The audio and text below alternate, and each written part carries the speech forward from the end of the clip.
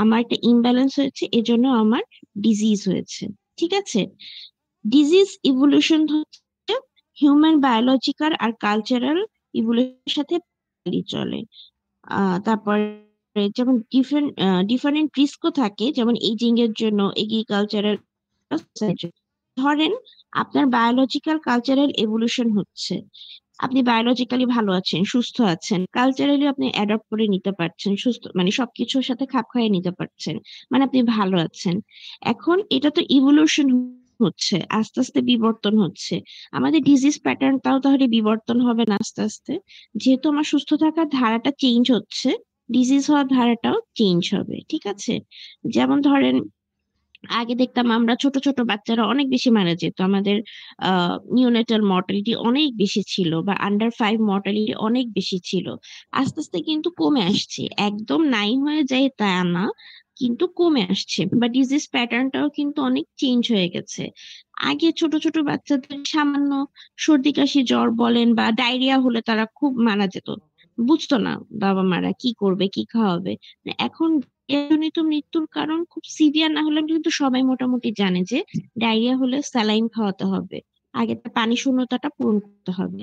তাহলে ডিজিজটাও ইভলিউশন হয়ে আসছে, বা ডিজিজেরও প্যাটার্ন চেঞ্জ হয়ে গেছে, যে এইজের জন্য যেটা হওয়ার কথা ছিল সেটা এখন হচ্ছে না। বা আগে ধরেন ম্যাল নিউট্রিশনের জন্য অনেক বাচ্চা মারা যেত, শুকনা পটকা বাচ্চা এরকম মারা যেত। এখনো ম্যাল নিউট্রিশন হয়, সেটা ওবেসিটি। হ্যাঁ, ওবেসিটিও একটা কাইন্ড অফ ম্যাল নিউট্রিশন। সেটার জন্য বাচ্চা মারা যায় তা না, বাট তার ডিজিজের রিস্ক থেকে যায়, তার মরবিডিটি হয়, ডিজিজ চেঞ্জ হয়ে যায়। ঠিক আছে? সেরকম আমাদের বায়োলজিক্যাল আর কালচারাল রিভলিউশনের সাথে সাথে ডিজিজ প্যাটার্নও চেঞ্জ হয়। এখন মেডিকেল ইকোলজিস্ট যারা, মেডিকেল ইকোলজি নিয়ে যারা কাজ করে, তারা আসলে কি কি নিয়ে পড়ে, বা কোন কোন সেক্টর নিয়ে ওনাদের পড়তে হয়? হ্যাঁ, ওনাদের পড়তে হয় প্যাটার্ন অ্যান্ড নিউট্রিশন নিয়ে। সাবস্টেনেন্স প্যাটার্ন কি সেটা আমরা সামনে পড়বো। মানে এক একটা কালচার ছিল, এক সময় মানুষ শিকার করত, এরপরে মানুষ গাছপালার উপর ডিপেন্ডেন্ট হয়ে গেল, এরপরে দেখা যায় যে দুইটা জিনিসের উপরই ডিপেন্ডেন্ট হয়ে গেল। এরপরে তারা দেখলো যে না, আসলে এক জায়গায়, যে জায়গায় বৃষ্টি বেশি সে জায়গায় থাকতো, ওই জায়গায় ফসল সব চলে গেলে বা খেয়ে ফেললে তারা, বা শিকার চলে গেলে তারা হচ্ছে অন্য জায়গায় স্থানান্তর করতো। তো আস্তে আস্তে সাবস্টেন্স প্যাটার্নটা চেঞ্জ হয়ে গেছে, আমরা যাযাবর জীবন থেকে, গুহার জীবন থেকে আস্তে আস্তে উন্নত হয়েছে, আমাদের নিউট্রিশনের প্যাটার্নও চেঞ্জ হয়েছে। এই জিনিসটা নিয়ে মেডিকেল ইকোলজিস্টরা আলোচনা করে। ঠিক আছে? আরেকটা হচ্ছে গ্রোথ অ্যান্ড ডেভেলপমেন্ট।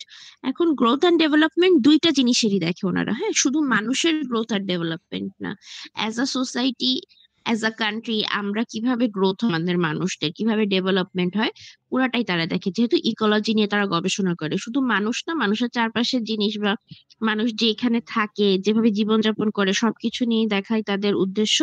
এই জন্য এই গ্রোথ আর ডেভেলপমেন্টের শুধু মানুষের না, সোসাইটি, নেশনের গ্রোথ আর ডেভেলপমেন্ট নিয়েও তারা আলোচনা করে। আর হচ্ছে প্রেগন্যান্সি অ্যান্ড বার্থ রেটস, খুবই ইম্পর্টেন্ট। যেমন জনসংখ্যা কেমন, আগে যেমন অনেক মানে মানুষের জনসংখ্যা বেশি ছিল, এখন এটা কমে এসেছে।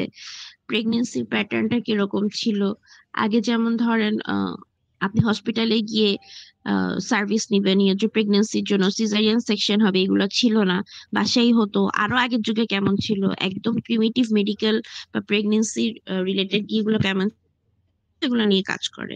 আর এটা হচ্ছে পপুলেশন ডিনামিক্স। পপুলেশন ডিনামিক্স এটা আসলে একটা সাবজেক্টই, হ্যাঁ, এটা আলাদা একটা সাবজেক্ট, পপুলেশন ডিনামিক্স। সেটা হচ্ছে কোন কোন দেশে জনসংখ্যার হার অনেক বেশি, যেমন বাংলাদেশে।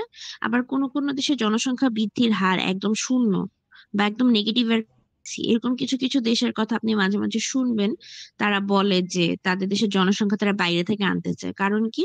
তাদের দেশের জনসংখ্যা একদম কম, তাদের দেশের মানুষজন বিয়ে করতে এবং সন্তান জন্মদানে আগ্রহী না, সো ওদের পপুলেশন ডিনামিক্সটা নেগেটিভ, একদম উল্টা। ঠিক আছে?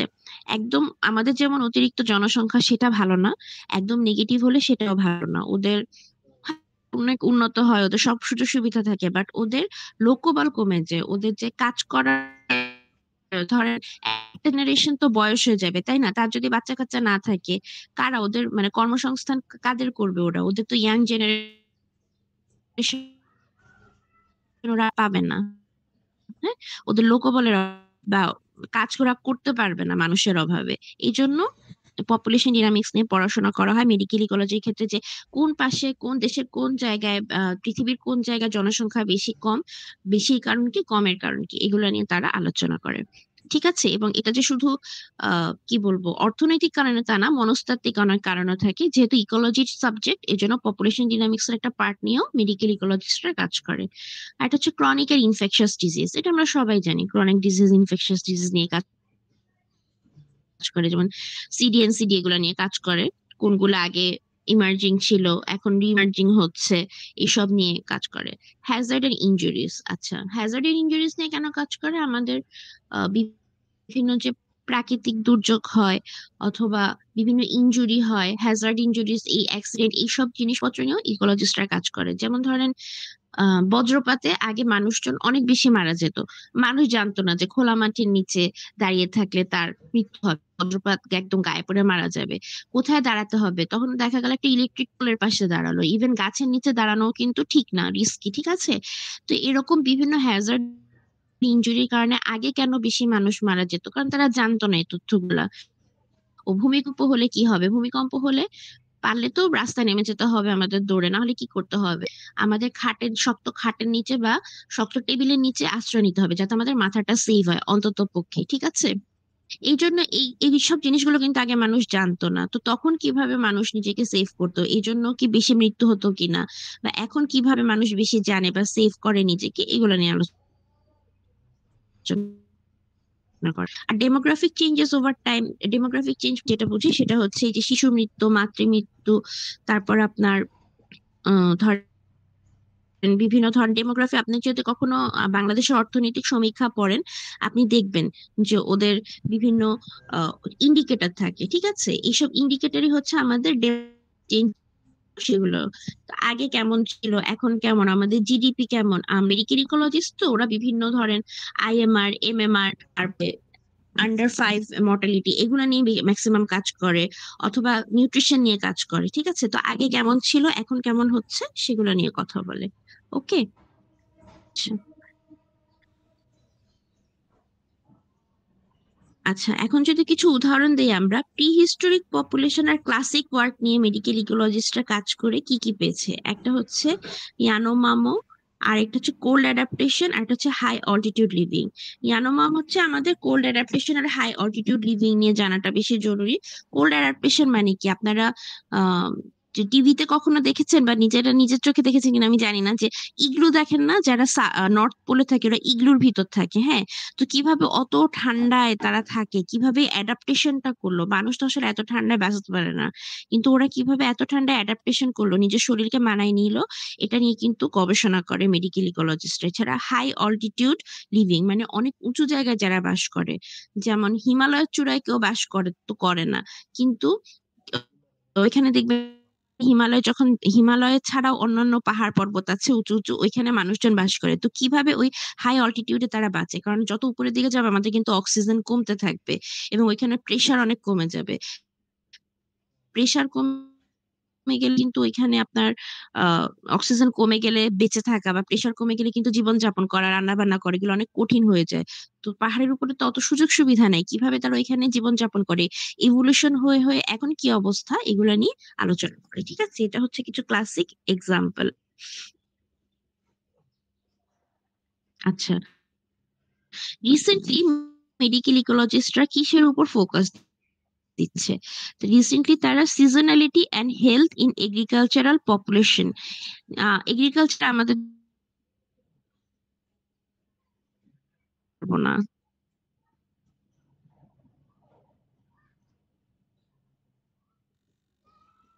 জাস্ট আমাদের দেশের জন্য বললাম, তাদের যদি সেটা চাষ না হয় সে সেটা খেতে পারবে না। এগ্রিকালচারাল যে যারা কৃষি ভিত্তিক এটা, এদের হেলথ নিয়ে কাজ করে। আর সিজের সবজি শুধু গরমকালেই পেতাম বা বর্ষাকালে সবজি ওই সময় পেতাম, এখন কিন্তু অল ওভার দ্য ইয়ার আমরা মোটামুটি পাই। কিভাবে আমাদের কোল্ড স্টোরেজ আছে অথবা বিভিন্ন জাত চেঞ্জ হয়েছে বিভিন্ন জিনিসের, এগুলা নিয়ে কিন্তু মেডিকেল ইকোলজিস্টরা কাজ করে। এখন এটা নিয়ে কেন কাজ করে? এগ্রিকালচারাল পপুলেশনের হেলথ নিয়ে কাজ করে, কারণ ওরা হচ্ছে বিভিন্ন কীটনাশক ইউজ করে বা অনেক সময় অনেক সময় ধরে ওরা মাঠে থাকে। কিভাবে এই রোদের মধ্যে তারা থাকে, কিভাবে এই বৃষ্টির মধ্যে বন্যার মধ্যে তারা কাজ করে, এগুলাও হচ্ছে হেলথের সাথে জড়িত, তাই এগুলো নিয়ে কাজ করে। ঠিক আছে? ফার্টিলিটি রেগুলেশন, যেসব দেশে জনসংখ্যা বৃদ্ধির হার বেশি তাদের ফার্টিলিটি রেগুলেশন নিয়ে কাজ করে। আর হচ্ছে মাইগ্রেশন এন্ড হেলথ চেঞ্জেস।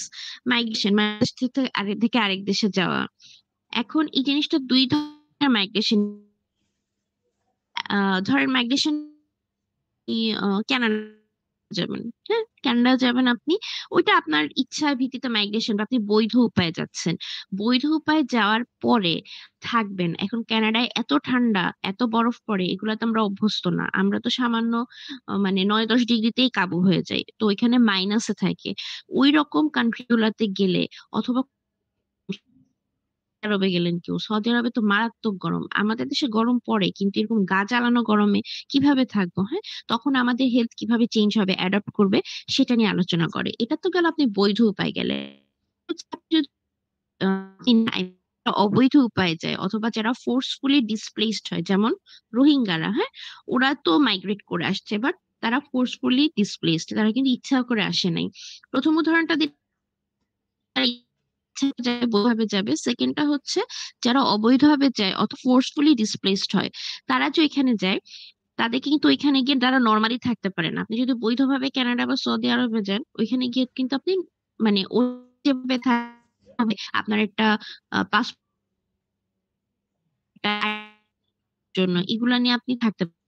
যারা অবৈধভাবে যায় অথবা ডিসপ্লেসড হয় তাদের কিন্তু এই সুযোগ সুবিধাগুলা থাকে না। ওদের কিন্তু অনেক চেঞ্জ হয়। এক দেশ থেকে আরেক দেশে গেলে অবশ্যই চেঞ্জ হবেই। তখন তারা কিভাবে অ্যাডাপ্ট করে? তাদের কিন্তু চিকিৎসা ব্যবস্থা পাওয়ারও কোনো সুযোগ তেমন থাকে না। আমরা জানি আমাদের রোহিঙ্গা ক্যাম্প গুলাতে অথবা অন্যান্য দেশে যে ক্যাম্প গুলা আছে মানুষজনের জন্য বা ফোর্সফুলি ডিসপ্লেসড মানুষদের জন্য, ওইখানে স্বাস্থ্যসেবা দেওয়া হয়। কিন্তু সেটা কি পর্যাপ্ত? সেটা কিন্তু পর্যাপ্ত না। সো কিভাবে চেঞ্জ গুলা অ্যাডাপ্ট করে তারা মাইগ্রেশন করার পরে, সেগুলো নিয়েও আমাদের মেডিকেল ইকোলজিস্টরা কাজ করে। আর এটা হচ্ছে productivity in under nourished population. আচ্ছা, আন্ডার নারিশড পপুলেশনের মাঝে প্রোডাক্টিভিটি কিরকম? ধরেন আপনার খুবই ভগ্ন স্বাস্থ্য, একদমই আপনি শুকনা পাতলা, একদমই খারাপ অবস্থা, ভাঙ্গা স্বাস্থ্য। অথবা আমি ধরেন অনেক মোটা, আমার ১৬৫ কেজি ওজন অথবা ১৭০ কেজি ওজন, ঠিক আছে? এসব দুইটাই কিন্তু আন্ডার নারিশড, হ্যাঁ? আন্ডার নারিশড কারণ হচ্ছে ঠিক মতো পুষ্টি পায়নি। ঠিক মতো পুষ্টি পাওয়াটা যে শুধু শুকনা পাতলা হওয়া, একদম শরীর ভেঙে যাওয়া সেটাও না। শুধু সেটা না। আমি যদি অনেক মানে ওবেইস হই, সিভিয়ারলি ওবেইস হই, সেটাও কিন্তু আন্ডার নিউট্রিশন। আমার শরীরে সার্টেন পুষ্টি পায় নাই বলে কিন্তু আমি আন্ডার নারিশড হয়ে ওবেসিটি হয়েছে আমার। সো এই আন্ডার নারিশড পপুলেশনের প্রোডাক্টিভিটি কেমন হয়? সে কেমন কাজ করতে পারে বা সে আসলে আমাদের দেশ জাতিকে কতটুকু কি দিতে পারে সেটা নিয়েও মেডিকেল ইকোলজিস্টরা আলোচনা করে। ঠিক আছে? আচ্ছা। আরেকটা হচ্ছে আরবান হেলথ ইকোলজি। এটা শুধু শহরের নাগরিকদের জীবন কেমন সেটা নিয়ে আলোচনা করে। আরেকটা হচ্ছে পলিটিক্যাল ইকোনমি নিয়ে থিওরিস্টরা আলোচনা করে একটা পলিটিক্যাল ইকোলজি অফ হেলথ নিয়ে একটা কাজ করে, বাট সেটা নিয়ে আসলে বিস্তারিত হয় নাই। তারা এটা নিয়ে কাজ করা শুরু করেছে, যে পলিটিক্যাল ইকোলজি অফ হেলথ, এটা নিয়ে কাজ করা তারা মাত্র শুরু করেছে। ওরকম বিস্তারিত আমি কিছু পাইনি এটা নিয়ে, এজন্য আসলে অত বর্ণনা করে লিখতে পারি নাই বা হচ্ছে এক্সাম্পলও খুব একটা পাইনি। তারা এটা রিসেন্টলি এই কাজটা করছে। ঠিক আছে? আপনারা যদি কেউ পান এই বিষয়ে কথাবার্তা বা পড়াশোনা, আমাকে জানায়েন। আচ্ছা, এথনোমেডিসিন। এথনোমেডিসিন এই কথাটা আমরা আগেও বহুবার শুনে আসছি। এথনোমেডিসিন কি? এথনোমেডিসিন হচ্ছে আপনার হেলথ ম্যাম একটা বিলিফ প্রশ্ন ছিল। প্র্যাকটিস। হ্যাঁ, বলেন। মাইগ্রেশনের কথা বললেন না ২ ধরনের, ওইটা আমি ভালো করে শুনতে পাইনি, হয়তো নেটের জন্য বা কিছু। আচ্ছা, মাইগ্রেশন একটা কথা হচ্ছে আপনি ধরেন বৈধভাবে গেলেন কানাডা বা সৌদি আরবে, ঠিক আছে? আপনি তো একদম বৈধ উপায়ে গেছেন, ওদের মানে একদম পাসপোর্ট ভিসা নিয়ে আপনি যাবেন, এত বছর থাকবেন, ওদের গভর্নমেন্ট জানে। তো ওইখানে গিয়ে যাওয়ার পরও কিন্তু দেখবেন ওদের এনভায়রনমেন্টের সাথে আপনাকে খাপ খাওয়াতে, আপনার শরীরের খাপ খাওয়াতে একটু সমস্যা হয়। তো এই যে যারা নতুন এক দেশ থেকে আরেক দেশে যায়, বৈধ উপায়ে যায়, তারা কিভাবে অ্যাডাপ্ট করে, হেলথ চেঞ্জ গুলা তাদের কিরকম হয়, এটা নিয়ে কাজ করে ইকোলজিস্টরা। কিন্তু আপনি তাদের স্বাস্থ্যসেবা পান যেহেতু আপনি বৈধ উপায়ে গেছেন। ঠিক আছে? আরেকটা জিনিস হচ্ছে আপনি যদি অবৈধ উপায়ে যান, হ্যাঁ? আপনি না অন্য কেউ যদি অবৈধ উপায়ে যায়, ধরেন গ্রিসে গেল বা আমাদের দেশে ফোর্সফুলি ডিসপ্লেসড কেউ যদি হলো, ধরেন মিয়ানমার থেকে আমাদের এখানে যারা আসছে, ওদের কিছু হেলথ চেঞ্জ হবে না? মিয়ানমার থেকে যারা আসে ওদের হেলথ চেঞ্জ কমই হয়। কারণ ওরা খুব এক্সট্রিম ওয়েদার এ গিয়ে পড়ে নাই। একদম ধরেন ওরা এখান থেকে যে এখানে গিয়ে পড়ল। তো ওরা বৈধ বা ফোর্সফুলি ডিসপ্লেসড ওইখানে কিছু তাদের হেলথ চেঞ্জ হবে। হেলথ চেঞ্জ হলে তারা কিভাবে সেটার সাথে খাপ খাওয়ায় এবং আরেকটা ইস্যু থাকে ওদের স্বাস্থ্যসেবা কিন্তু লিমিটেড, হ্যাঁ? আমাদের অনেক ক্যাম্প আছে, সরকারি বেসরকারি অনেক প্রতিষ্ঠান আছে ওদেরকে নিয়ে কাজ করে। কিন্তু তারপরেও কিন্তু অনেক লিমিটেড, হ্যাঁ? ওদের স্বাস্থ্যসেবা। তো এই লিমিটেড স্বাস্থ্যসেবার মধ্যে নতুন পরিবেশে গিয়ে মাইগ্রেশন এর কারণে নতুন পরিবেশে গিয়ে তাদের কি হেলথ চেঞ্জ গুলো হয় এবং কিভাবে তারা এগুলোর সাথে অ্যাডপ্ট করে সেটা নিয়েও ইকোলজিস্টরা কাজ করে। এখন শুনতে পেয়েছেন? জি ম্যাম, বুঝতে পেরেছি। আচ্ছা। এখন এথনোমেডিসিন, এথনোমেডিসিন কথাটা বারবারই আসবে, হ্যাঁ? এথনোমেডিসিন এই জিনিসটা আগেও পড়েছি আমরা আগের ইয়েতে। এথনোমেডিসিন কি করে? আসলে বিভিন্ন health belief, practice, cultural value আর সোশ্যাল রোলস যেগুলো হেলথের সাথে রিলেটেড এগুলা নিয়ে এথনোমেডিসিন কাজ করে। ঠিক আছে? ১ম দিকে এথনোমেডিসিন কাজ করেছে প্রিমিটিভ বা ফোক মেডিসিন নিয়ে। মানে ১ম দিকে আপনাকে বলছি গুহায় থাকতে কেমন ছিল, তারপরে হচ্ছে বনজ জিনিসপত্র, গাছপালা দিয়ে কিভাবে চিকিৎসা করতো, এগুলো নিয়ে কাজ করতো, হ্যাঁ? আস্তে, আস্তে এখন বিভিন্ন সোসাইটির হেলথ মেইনটেন্যান্স সিস্টেম কেমন, সেটা নিয়ে কাজ করে। আমাদের দেশের হেলথ মেইনটেন্যান্স সিস্টেম কেমন, আমেরিকার কেমন, ইউকের কেমন, এগুলা নিয়ে আস্তে, আস্তে কাজ করে। তো এখন এটা একটু মেডিসিনের সাথে আমাদের আ বিশ্বাসটা কিরকম? তা বিভিন্ন স্পেশালিস্টের আর স্পেশালিস্ট ছাড়াও আমাদের হেলথ সিস্টেমের বিভিন্ন স্তরের বিভিন্ন মানুষের রোলটা কিরকম? ট্রিটমেন্ট মেথড কিরকম? আর ইলনেস এর জন্য কালচারাল অ্যাসপেক্ট টা কিরকম? সেটা নিয়ে হচ্ছে এথনোমেডিসিন কাজ করে। ঠিক আছে? আচ্ছা, এথনোমেডিসিন এর কিছু উদাহরণ যদি আমরা দিই, একটা হচ্ছে কসমোপলিটন মেডিসিন। কসমোপলিটন মেডিসিন বা নাগরিক মেডিসিন যেটা, সেটা হচ্ছে নর্থ আমেরিকা আর আরবান এরিয়াজ এ যেই মেডিসিনাল প্র্যাকটিস গুলা চলে, সেগুলা নিয়ে কাজ করে হচ্ছে কাজ করাকে কসমোপলিটন মেডিসিন নিয়ে কাজ করা বলে। ঠিক আছে? এটা এথনোমেডিসিনেরই একটা অংশ। আগে আমরা কি বললাম? এথনোমেডিসিন প্রিমিটিভ বা ফোক মেডিসিন নিয়ে কাজ করে। এটার একটা অংশ হচ্ছে কসমোপলিটন মেডিসিন। এখন নর্থ আমেরিকা বা বিভিন্ন আরবান এরিয়াতে যে মেডিসিনাল প্র্যাকটিস গুলা ডমিনেন্ট সেগুলা নিয়ে কাজ করে। ঠিক আছে? রিসার্চ করে, টেকনোলজি, হায়ারার্কিয়াল রোলস এগুলা নিয়ে আলোচনা করে। আরেকটা হচ্ছে হিউমোরাল মেডিসিন নিয়েও এথনোমেডিসিন কথা বলে। হিউমোরাল মেডিসিন মানে কি? হিউমার কথাটার মানে জানেন? আচ্ছা। এখানে কেউ মানে অন্য ধর্মের আছেন? সনাতন ধর্মের কেউ আছেন আজকে ক্লাসে? কেউ নাই? আচ্ছা। আ নাই ম্যাম, আপনারা নেই। সনাতন ধর্মে হ্যাঁ, কেউ নাই? না, না। আচ্ছা, সনাতন ধর্মের হলো উনারা জানেন, হ্যাঁ? আমরা যে হিউমার মানে হচ্ছে আ যেকোনো ধরনের তরল পদার্থ আমাদের শরীর থেকে শ্লেষ্মা, রক্ত, শ্লেষ্মা মানে কফ, রক্ত, তারপর হচ্ছে পিত্তরস এইসব গুলোকে হিউমার বলে। মানে ইংরেজিতে হিউমার বলে। আর এগুলোকে সংস্কৃত ভাষায় আরেকটা কি জানি বলে। কেউ সনাতন ধর্মের থাকলে উনারা বলতে পারতেন। হ্যাঁ? উনারাও এরকম রস নিয়ে কাজ করে। রসটা হচ্ছে পিত্তরস হতে পারে, শ্লেষ্মা হতে পারে, রক্ত হতে পারে।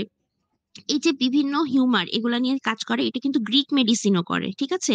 গ্রিক মেডিসিনও এই বিভিন্ন রস নিয়ে যে কাজ করে বা হিউম্যান নিয়ে কাজ করে এগুলাকে তারা ব্যালেন্স করতে চায়। ওদের মেইন ফোকাস ছিল গ্রিক মেডিসিনের মেইন ফোকাস ছিল আমাদের শরীরের যে বিভিন্ন তরল আছে এগুলাকে ব্যালেন্স করা বা বিভিন্ন বডিলি হিউমার যেগুলো আছে ওগুলাকে ব্যালেন্স করা। ঠিক আছে? এই সিস্টেম কিছু, কিছু রিজিয়নে দেখা যায় যেমন ল্যাটিন আমেরিকা, মিড এশিয়ার মধ্যেও কিন্তু তারা হিউমোরাল মেডিসিন নিয়ে করে। ঠিক আছে? যে আয়ুর্বেদিক ট্র্যাডিশনাল মেডিসিন এগুলো আপনারা জানেন আয়ুর্বেদিক মেডিসিনের কথা আমরা জানি মেনলি ইন্ডিয়াতে আয়ুর্বেদিক মেডিসিন নিয়ে কাজ করা হয় আর ট্র্যাডিশনাল চাইনিজ মেডিসিন নিয়ে কাজ করা হয় এটা হচ্ছে combination of humour elements with other practice ঠিক আছে যেমন ক্লাসিক উদাহরণ হচ্ছে আকুপাংচার আকুপাংচারের কথা শুনছেন না আপনারা কেউ করেছেন কখনো বা দেখেছেন জি ম্যাম, শুনছি ম্যাম। হ্যাঁ তো আকুপাংচার কি ওরা হচ্ছে ওদের হচ্ছে আদার বিভিন্ন স্থানে ওরা যে সুচ দেয়, দিয়ে তারপর ওরা ওরা ওরা ভাবে দেওয়ার ফলে আমাদের শরীরে বডির যে স্পেশালি রক্তটা এটা পরিশুদ্ধ হয়ে যাবে, এই ফলে আমার শরীরে যে অন্য রোগ আছে এটা ঠিক হয়ে যাবে। সিমিলারলি কাপিং, কাপিং এর কথা শুনছেন না? কাপিংও কিন্তু ইস্ট এশিয়া, যেটা আপনার কাপিং, কাপিংটা অনেকটা এই টাইপের, কিন্তু ওরা আসলে রক্ত বা শ্লেষ্মা নিয়ে কাজ করার চেয়ে বেশি আহ ওরা চিন্তা করে হচ্ছে কাপিং করার ফলে ওই নির্দিষ্ট এরিয়ার যে দূষিত রক্তটা সেটা বের করে দিলে আমার ওই স্থানের ব্যথাটা কমে যাবে। আর আকুপাংচার হচ্ছে আসলে পুরো শরীরেটাই চিন্তা করে, ওরা এরিয়া ওয়াইজও করে, বাট পুরো ওরা চিন্তা করে যে আমার পুরো শরীরের ব্যথাটা বা প্রবলেমটা কিভাবে যাবে। ওদের বিভিন্ন পয়েন্ট থাকে, ওই পয়েন্ট ওরা পিন গুলো দিয়ে তারপরে কাজ করে। আচ্ছা, এগুলো হচ্ছে আমাদের কিছু প্রাচীন মেডিসিনের উদাহরণ, বা কিভাবে প্রাচীন মানুষেরা মেডিকেল অ্যাপ্লাই করতো সেটার উদাহরণ। ম্যাম একটা কোশ্চেন ছিল। ম্যাম কাপিং থেরাপির বৈজ্ঞানিক ব্যাখ্যাটা কি ম্যাম? আসলে কি এটা কোনো বৈজ্ঞানিক ব্যাখ্যা আছে কিনা? এটা তো আসলে বলে এখন কন্ট্রোভার্সি হয়ে যাবে, এটার সাথে তো একটা ধর্মীয় ব্যাপারও জড়িত, আমরা কন্ট্রোভার্সিতে না যাই। ওরা বিশ্বাস করাটা এটাই হচ্ছে মানে অ্যানথ্রোপোলজি দেখার বিষয় আর কি, ঠিক আছে? বৈজ্ঞানিক ভিত্তি থাকুক বা না থাকুক সেই হিসেবে আমি যাচ্ছি না, কিন্তু প্রাচীনকালে এই জিনিস কিন্তু প্র্যাকটিস হতো এবং তারা সুস্থ হতো। কিভাবে হতো, কোন পর্যায়ে হতো, মানে বৈজ্ঞানিক ভিত্তিক না থাকা সত্ত্বেও কিভাবে হতো, এই আলোচনা করে আমাদের অ্যানথ্রোপোলজির কাজ, বা অ্যানথ্রোপোলজির এথনোমেডিসিন কাজ, ঠিক আছে? ম্যাম আচ্ছা, কাপিং এখন থেরাপিটা আমাদের প্লাজমা থেরাপি যে ওইটা না? হ্যাঁ হ্যাঁ, বুঝি নাই। হিজামা? হ্যাঁ, হ্যাঁ এক হ্যাঁ একজন এক এক মানে এক এক না। হ্যাঁ। আচ্ছা, এখন আমরা আসি এথনোমেডিসিনের কি কনসেপ্টে। হ্যাঁ, কি কনসেপ্টটা কি সেটা হচ্ছে Notion about illness, causes, diagnosis and treatments.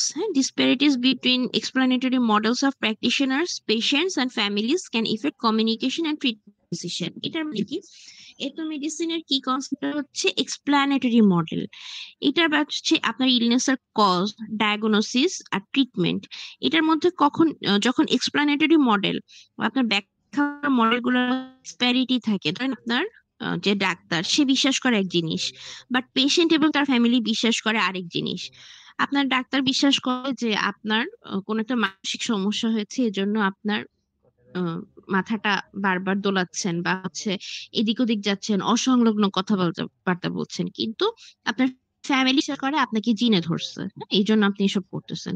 তখন এটা কি হবে? কমিউনিকেশনের মধ্যে একটা গ্যাপ হবে এবং ট্রিটমেন্ট ডিসিশন নেওয়ার মধ্যেও গ্যাপ হবে।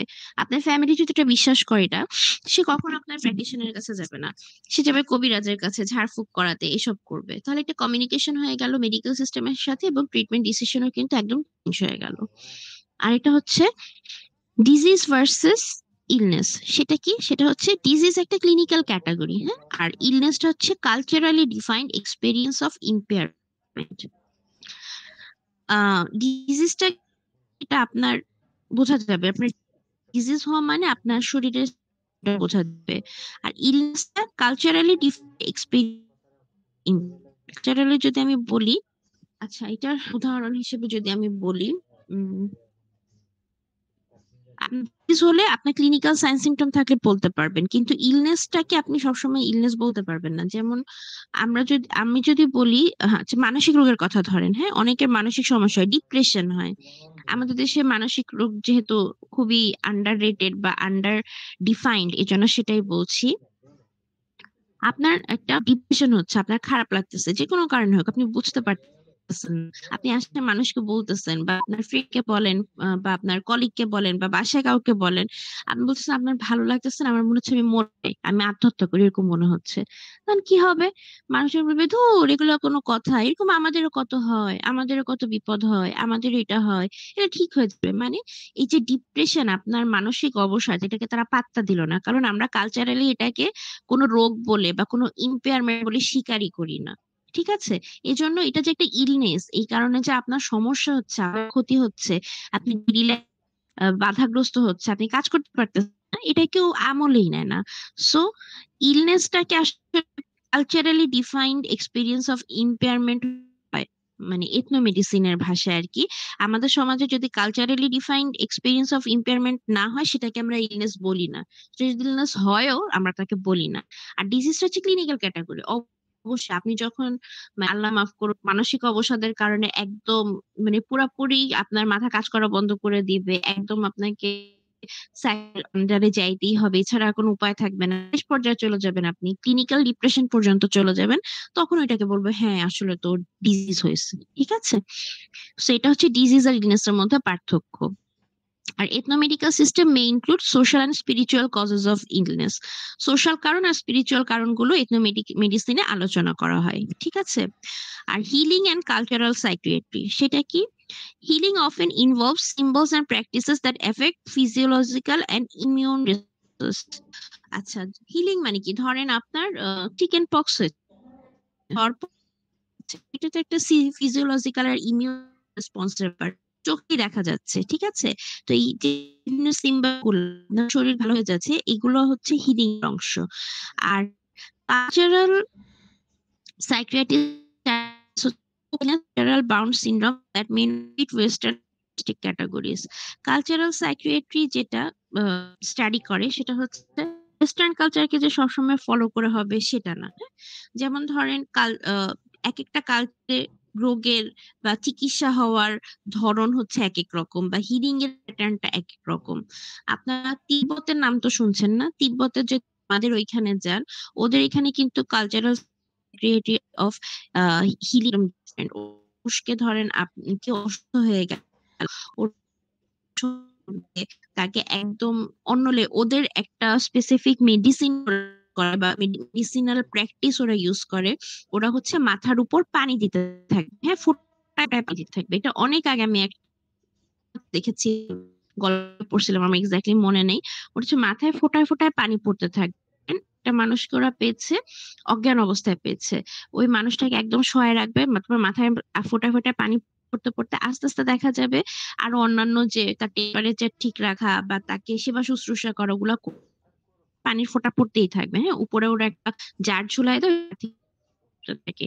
এসব করে করে আস্তে আস্তে মানুষ, এটা হচ্ছে ওদের কালচারাল সাইকিয়াট্রি বা ওদের কালচারাল প্র্যাকটিস। ওরা বিশ্বাস করে এরকম জল চিকিৎসা দিলে মানুষজন সুস্থ হয়ে যায়। ঠিক আছে, তো এটাকে আসলে আমরা আমাদের যে ওয়েস্টার্ন ডায়াগনস্টিক ক্যাটাগরি বা ওয়েস্টার্ন যে থিওরি ওগুলোর সাথে মিলাতে পারবো না। এক এক জায়গার কালচার এক এক রকম, এক এক জায়গার প্র্যাকটিস এক এক রকম। ঠিক আছে, আচ্ছা রিসার্চ মেথড হচ্ছে মানে অবজারভেশন করে আমরা রিসার্চ করতে পারি।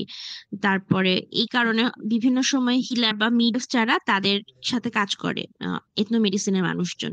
হিলার কারা? এই যে বিভিন্ন কবিরাজ বা ঝাড়ফুঁক যারা করে তাদেরকে হিলার বলা হয়। বা ওই যে হাড় ভাঙ্গা অনেকে ঠিক করে না, ডাক্তার না বাট হাড় ভাঙ্গা ঠিক করতে পারে, এরকম অনেকে আছে না? এদেরকেও কিন্তু হিলার বলা হয়। ঠিক আছে, আর বিভিন্ন মিডওয়াইফস এর অ্যাপ্রেন্টাইজ হয়েছে। এটা হচ্ছে বিভিন্ন ইন্টারভিউ এবং লাইফ স্টোরি, এগুলা নিয়েও তারা কাজ করে। আর মেডিকেল ডিসকোর্স অ্যানালাইসিস করেও তারা কাজ করে। তাহলে এথনোমেডিসিনের রিসার্চ মেথড কি কি? একটা হচ্ছে পার্টিসিপেন্টকে অবজারভেশন করে, আর একটা হচ্ছে ইন্টারভিউ নেয় এবং লাইফ স্টোরি সম্পর্কে জানে, আর একটা হচ্ছে মেডিকেল ডিসকোর্স অ্যানালাইসিস করে। ঠিক আছে, আর মডার্ন ডেভেলপমেন্ট যদি আমরা দেখি সেটা হচ্ছে ইনক্লুশন উইথ এথনো ইকোলজি। এটা মেডিকেল ইনাস নলেজ কিরকম ছিল বা মেডিসিনাল প্ল্যান সম্পর্কে। আমরা ছোটবেলায় একটা অ্যাড দেখতাম না? আপনারা দেখেননি হয়তো, আপনারা তো অনেক ছোট। আহ মানে একজন ছিল, অনেক বয়স্ক মানুষ ছিল, উনি অভিনেতার নাম ভুলে গেছে, উনি কবিরাজ ছিল। উনি হচ্ছে বিভিন্ন জায়গায় গাছ খুঁজতো, আর একটা ছোট বাচ্চাকে বলতেছে এইখানে এই গাছ ছিল, তার নাতিকে বলতেছে এখানে অর্জুন গাছ ছিল, শিশু গাছ ছিল। তো যে মালিক আসছে, বাগানের মালিক আসার পাশে বলতেছে এখানে তো এই গাছটা ছিল, বলে কি আমি কেটে ফেলছি। তখন বলতেছে আপনি কেটে ফেলছেন, এই গাছ তো আপনার বাবা লাগাইছে, এই জন্য বড় হয়েছে দেখে কেটে ফেলতে পারছেন। আপনি আপনার ছেলের জন্য কয়টা গাছ লাগাইছেন বা কি করে গেছেন? মানে গাছ লাগানোতে যত উদ্বুদ্ধ করে মানুষকে, এই জন্য একটা ছিল আর কি। এখন বিভিন্ন যে ওই যে গাছ বলেন বা বিভিন্ন বনজ গাছ বলেন, মেডিসিনাল প্ল্যান্ট সম্পর্কে আগের মানুষের কি ধারণা ছিল, এবং একটু ওই উদ্ভিদগুলো ইউজ করে মানুষ ভালো হতো। ছোটখাটো কাটাছেঁড়া বলেন বা ধরেন একটু আর একটু যদি বেশি হয়, কাফ হয় যাদের, এখনো কিন্তু থানকুনি পাতা বা বাসক পাতা খেলে কিন্তু সর্দি কাশি ভালো হয়। হ্যাঁ, তো এই সম্পর্কে যে ইন্ডিজেনাস নলেজ গুলা সেগুলো নিয়ে কাজ করে। আর হচ্ছে ক্লিনিক্যাল অ্যাপ্লিকেশন, আমাদের এথনোমেডিক্যাল যে নলেজটা সেটা আমরা কিভাবে ক্লিনিক্যালি অ্যাপ্লাই করতে পারি সেটা নিয়েও হচ্ছে মডার্ন ডেভেলপমেন্ট হচ্ছে বা কাজ হচ্ছে। আচ্ছা, এখন 3 নাম্বার, আমরা ফার্স্টে পড়লাম কি তাহলে মেডিকেল ইকোলজি, সেকেন্ড পড়লাম হচ্ছে এথনোমেডিসিন, এখন আমরা পড়ব অ্যাপ্লাইড মেডিকেল অ্যানথ্রোপোলজি। ঠিক আছে, অ্যাপ্লাইড মেডিকেল অ্যানথ্রোপোলজি কি? যে কোনো জিনিসের অ্যাপ্লাইড, অর্থাৎ আপনি অ্যাপ্লাইড ফিজিক্স শুনেছেন, অ্যাপ্লাইড কেমিস্ট্রি শুনেছেন। একটা হচ্ছে বেসিক জিনিস আর একটা হচ্ছে ফলিত। হ্যাঁ, একটা বেসিক জিনিসকে আপনি ভাঙাচোরা করেন যদি, বা ওইটা নিয়ে যদি গবেষণা করে অনেকগুলো আপনার মডার্নাইজেশন হয় বা বিভিন্ন সাব ক্যাটাগরি হয়, ওইটাকে আমরা অ্যাপ্লাইড বা আমরা আমাদের জীবনে অ্যাপ্লাই করতে পারি, সেটাকে অ্যাপ্লাইড ওই সাবজেক্টটা বলে, সেটা অ্যাপ্লাইড ফিজিক্স হোক বা অ্যাপ্লাইড কেমিস্ট্রি হোক বা অ্যাপ্লাইড মেডিকেল অ্যানথ্রোপোলজি হোক। মেডিকেল অ্যানথ্রোপোলজি একটা সাবজেক্ট, এবং এটা আসলে কিভাবে ফলিত হয়, এটাকে কিভাবে আরো ভাগ করা যায় বা এটা আরো কিভাবে সাব ক্যাটাগরি করে আমাদের দৈনন্দিন জীবনে প্রয়োগ করা যায়, সেজন্য হচ্ছে অ্যাপ্লাইড মেডিকেল অ্যানথ্রোপোলজি নিয়ে কথা বলা হয়। ঠিক আছে, আচ্ছা, theories of culture behavior are used in diverse setting, যেমন clinics with multicultural population, maternal and child health programme, তারপর হচ্ছে environmental hazard service, paediatric hospital planning, AIDS prevention. আচ্ছা, এগুলো অনেক কিছু আছে। কালচারাল হেলথ বিহেভিয়ার বিভিন্ন এই সেটিং গুলাতে ইউজ করা হয়। ঠিক আছে, এখন অ্যাপ্লাইড মেডিকেল অ্যানথ্রোপোলজিস্ট যারা, ওনারা কাদেরকে নিয়ে কাজ করেন আসলে? আমরা তো মেডিকেল অ্যানথ্রোপোলজি নিয়ে পড়েছি, অ্যাপ্লাইড মেডিকেল অ্যানথ্রোপোলজি বা ফলিত মেডিকেল অ্যানথ্রোপোলজি নিয়ে কাজ করে যারা, ওনারা রিফিউজিদেরকে নিয়ে কাজ করে, নেটিভ পিপল। নেটিভ পিপল কারা? ধরেন আপনারা অস্ট্রেলিয়াতে অ্যাবরিজিনদের নাম শুনেছেন। অস্ট্রেলিয়া এখন যে সাদা চামড়ার মানুষ থাকে, ওরা কিন্তু আসলে ওইখানের অধিবাসী না। হ্যাঁ, নেটিভ পিপল যারা, তারা হচ্ছে অধিবাসী। বা ইউএসএ যারা এখন থাকে সাদা চামড়ার মানুষরা কিন্তু আসলে ওইখানকার একদম অধিবাসী না, বা ওই একদম প্রথমে রেডি। ঠিক আছে, তাদেরকে নিয়ে কাজ করে, বয়স্ক মানুষকে নিয়ে কাজ করে। তারপর হচ্ছে পিপল উইথ ডিসএবিলিটিস বলতে সেটা পারে, প্রতিবন্ধী হতে পারে, হ্যাঁ, অসিক হতে পারে, অন্য প্রতিবন্ধী হতে পারে, তাদেরকে নিয়েও কাজ করে। এথনিক মাইনরিটি নিয়ে কাজ করে, যেমন আদিবাসীদের নিয়ে কাজ করে, আদিবাসীদের নিয়ে কাজ করে। এবং তারা মাইনরিটিও হয়, কারণ আসলে আদিবাসী লুপ্ত হয়ে যাচ্ছে। যেমন নাইজেরিয়ার যে মাউরি মাউরি উপজাতি, ওরা কিন্তু আছে এখনো, সরি নাইজেরিয়া না, ভুল বলছি, নিউজিল্যান্ডের মাউরি উপজাতি, ওরা আছে এখনো, বাট আস্তে আস্তে কমে যাচ্ছে, অনেক কমে যাচ্ছে। অন্য জায়গা থেকে মানুষ গিয়ে ওদের ভূমি এমন দখল করে ফেলছে, ওরাই বেশি, তার এথনিক মানুষ যারা তারাই বরং সংখ্যা। তো অ্যাপ্লাইড মেডিকেল অ্যানথ্রোপোলজি আসলে স্বাস্থ্যের বিভিন্ন শাখা নিয়ে কাজ করার সাথে সাথে এই মানুষগুলাকে নিয়েও কাজ করে যারা মার্জিনালাইজড গ্রুপ, হ্যাঁ, মানে প্রান্তিক মানুষ, সংখ্যায় কম, কিন্তু ওদেরকে নিয়েও তো জানতে হবে, ওদেরকে নিয়েও তো কাজ করতে হবে। ঠিক আছে, আহ পরের ইয়েটা আসলে এত ইম্পর্টেন্ট না, এটা পড়ে নিয়ে, এটা আসলে এত ইম্পর্টেন্ট না, জাস্ট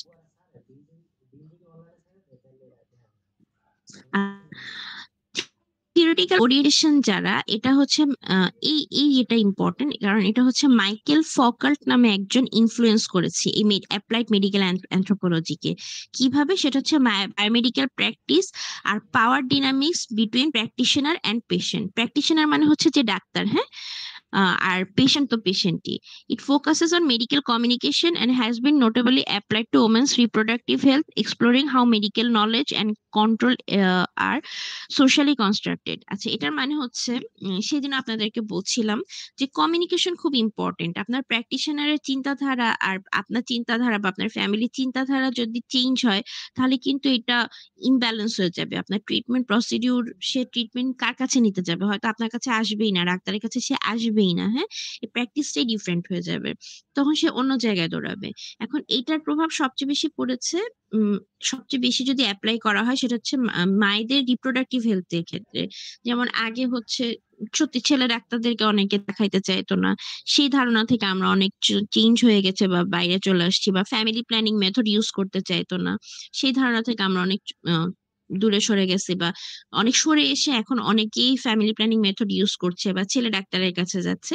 তো এটা আসলে মেয়েদের রিপ্রোডাক্টিভ হেলথের উপরে অনেক একটা ভালো প্রভাব ফেলেছে, খারাপ প্রভাব না, ভালো প্রভাবই ফেলেছে। ঠিক আছে, আচ্ছা, এখন অ্যাপ্লাইড অ্যানথ্রোপোলজি যেটা সেটা হচ্ছে বিভিন্ন রেঞ্জ অফ মেথড ইউজ করে, সেটা কোয়ালিটেটিভও হতে পারে কোয়ান্টিটেটিভও হতে পারে। এখন কোয়ালিটেটিভ কোয়ান্টিটেটিভ এই জিনিসটার মানে কি বুঝেন আপনারা? ম্যাম কোয়ালিটি ওকে, হলো যে এটা আপনারা তার আরেকটু গুণগত মান ঠিক থাকবে, আর কোয়ান্টিটি হলো পরিমাণ ম্যাম। আহ এটা একটা অর্থগত দিক দিয়ে ঠিক আছে, ঠিক আছে, কিন্তু আপনি আপনারা থিসিস আছেন, আপনার এক্সপার্ট আছে তো, তাই না?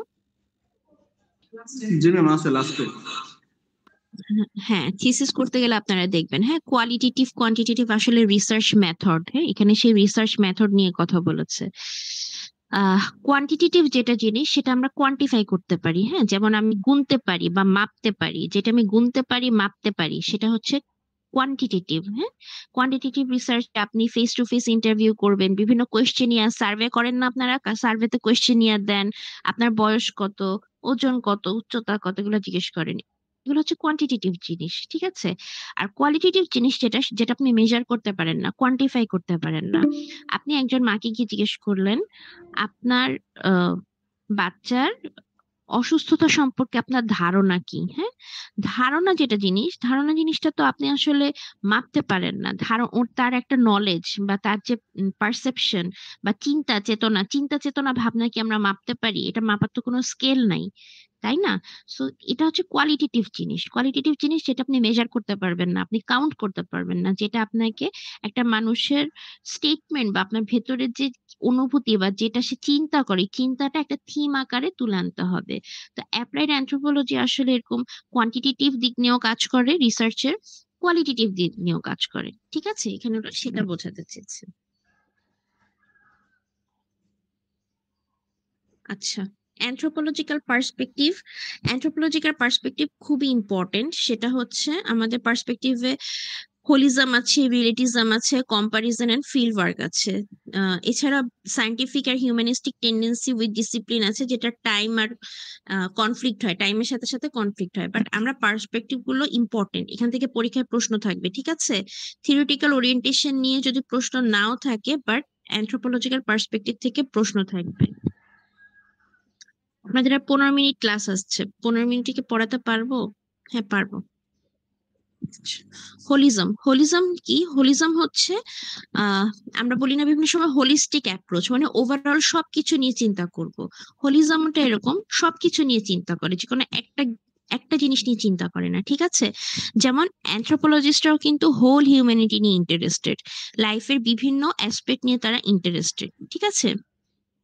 একটা সিঙ্কের অ্যাসপেক্ট নিয়ে কাজ করে, কিন্তু আমাদের এই জটিল হিউম্যান হেলথ বলেন বা হিউম্যান লাইফ বলেন তাকে নিয়ে কাজ করা সম্ভব না, ঠিক আছে।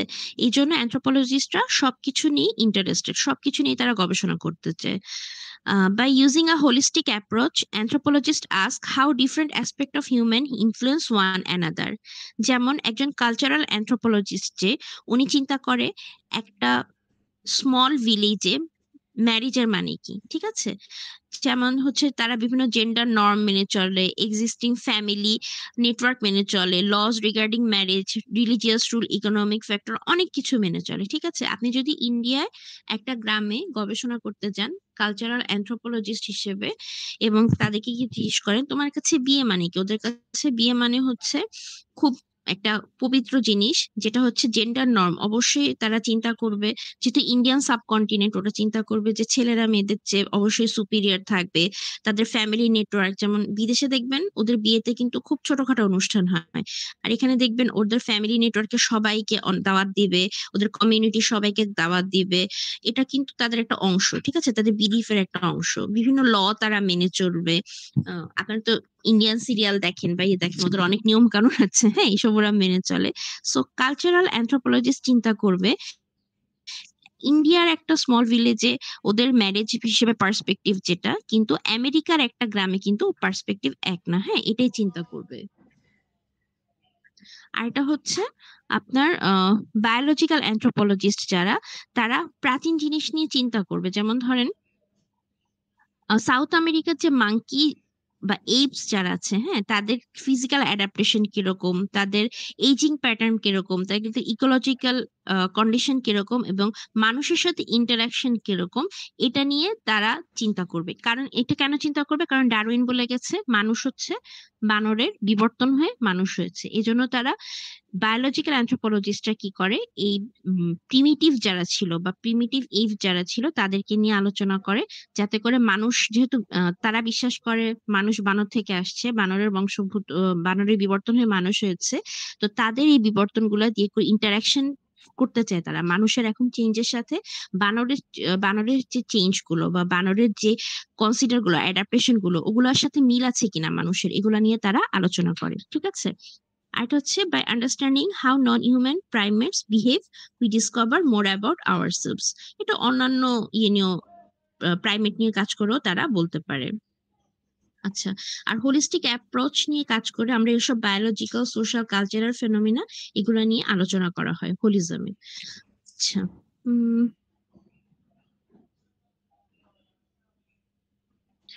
এর পরের প্যারাটা এত ইম্পর্টেন্ট না, এটা আপনারা পড়ে নিলে বুঝবেন। মানে অ্যানথ্রোপোলজি হোলিস্টিক ডিসিপ্লিন কেন, এখানে কয়টা সাব ফিল্ড আছে, এটা আসলে বোঝানোর কিছু নেই, এটা পড়ে নিলে বুঝবেন। আর এটা হচ্ছে কালচারাল রিয়েলিটিজম। দাঁড়ান, আপনাদের ক্লাসের টাইমটা আমি একটু বের করে নিই। একটু দাঁড়ান, 5 মিনিট ক্লাসের টাইম বাড়ালে কি কোনো সমস্যা আছে?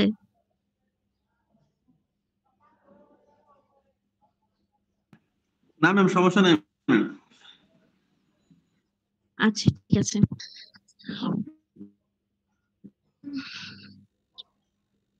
না, বাড়াতে পারছি না।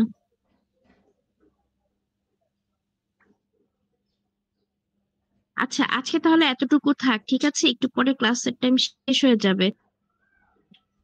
হোলিজম পর্যন্ত থাক। অ্যানথ্রোপোলজির পার্সপেক্টিভ গুলো আমি আপনাদের নেক্সট ক্লাসে পড়াবো তাহলে, ঠিক আছে? তাহলে আপনাদের যে থিও স্কুল যেটা আছে, আরেকটা আপনাদের ওইটা হচ্ছে আর পরীক্ষায় দিব না, মিড টার্মে দিব না, ঠিক আছে? ম্যাম বুঝিনি, এটা আবার বলেন না। হ্যালো ম্যাম কোনটা মিড টার্মে দিবেন না? এরপর ম্যাম আরেকটা কথাটা আবার থিওরি বলেন। অফ স্কুল ছিলাম না, গতকাল 2টা স্লাইড দিয়েছিলাম না, থিওরি অফ স্কুলস একটা দিয়েছিলাম, তাই না? জি জি ম্যাম। হ্যাঁ, ওইটা পরীক্ষায় থাকবে না, তাহলে এই অ্যানথ্রোপোলজিক্যাল পার্সপেক্টিভ পর্যন্তই থাকবে।